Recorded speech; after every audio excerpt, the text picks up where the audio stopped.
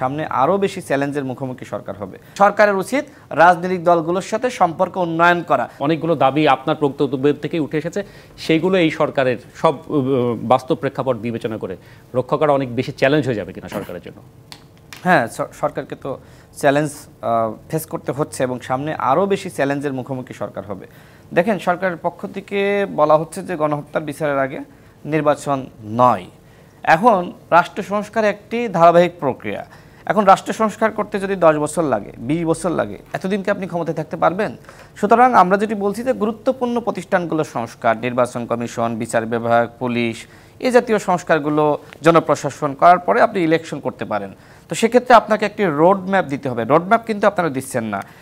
এদিকে আমরা আবার দেখছি যে যেটি হারুন ভাই বললেন, আমরা তো এক কথাই বলে আসছি যে সবার অংশীদারিত্বে সরকার, সরকারে যখন সবার প্রতিনিধি থাকবে, সরকারকে সবাই সহযোগিতা করবে মন প্রাণ দিয়ে, জান দিয়ে। কিন্তু এখন সবার প্রতিনিধি নাই। এখন অধিকাংশ মানুষ বলছে উনি যে উপদেষ্টা, ওনাকে তো আমি চিনি না। গত 15 বছর রাজপথে আমি একসাথে মিছিলে আন্তরিক সমর্থন, যিনি স্বরাষ্ট্র উপদেষ্টা হয়েছে, তিনি এই যে 15 বছরে কি করেছেন, কোথাও আমরা তাকে পাইনি।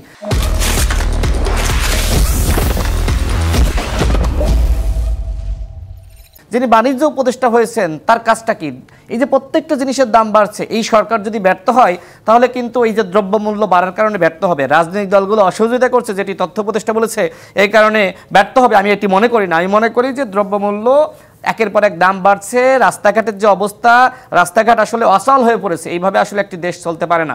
ডক্টর ইউনূস কি করতে পারতেন? প্রেসিডেন্ট জিয়াউর রহমান যখন ক্ষমতা গ্রহণ করেছে, প্রত্যেকটা গ্রামে, প্রত্যেকটা জায়গায় তিনি গিয়েছেন। কিন্তু ডক্টর ইউনূস কি এখনো গ্রামে গিয়েছেন? তিনি তো বলেন যে গ্রামীণ ব্যাংক প্রতিষ্ঠা করেছেন, মানে এই যে কিস্তি যেটি তিনি করেছিলেন, হ্যাঁ, এনজিও। তো এখন পর্যন্ত তিনি মানুষের কাছে কেন যাচ্ছেন না? একজন রিক্সা চালকের বক্তব্য তিনি কেন শুনছেন না? আপনি বলছেন যে রাজনীতিবিদদের সাথে সাথে সাধারণ মানুষের মনের কথাটাও তাদের প্রতি মাসে তিনি একবার করে দেশের বাইরে যাচ্ছেন, কিন্তু তিনি, আমি মনে করি প্রতি মাসে তার উচিত গ্রামে যাওয়া, গ্রামে গিয়ে মানুষের কথাগুলো শোনা। আমি সর্বশেষ যেটি বলবো যে 10 সেকেন্ডে, জি, সরকারের উচিত রাজনৈতিক দলগুলোর সাথে সম্পর্ক উন্নয়ন করা।